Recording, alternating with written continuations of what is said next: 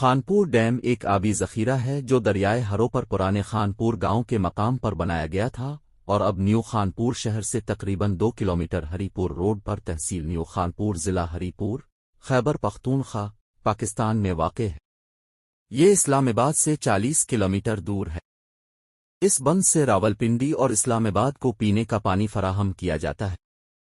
یہ پختونخوا اور پنجاب کے وسیع علاقے کو سیراب کرتا ہے۔ اس بند سے نکلنے والی 2 نہریں ہیں، ایک جبار چوک سے ہو کر ہتار کوٹ نجیب اللہ شاہیہ میرا تک جاتی ہے اور دوسری نین سکھ ممرحال ترنوں سے لے کر ٹیکسلا تک سارے ایریا کو سیراب کرتی ہے، اور اسی نہر سے اسلام آباد اور راولپنڈی کو پانی جاتا ہے۔ اسی نہر پر راولپنڈی، اسلام آباد، ایبٹ آباد، ہری پور اور لاہور سمیت دیگر علاقوں سے لوگ آتے ہیں۔ گرمیوں کے موسم میں یہاں تل دھرنے کو جگہ نہیں ہوتی اور سردیوں کے موسم میں خانپور ڈیم کی مچھلی بھی بہت کھائی جاتی ہے۔ خانپور بند کی تعمیر 1983 میں 1352 ملین روپے کی لاگت سے مکمل ہوئی۔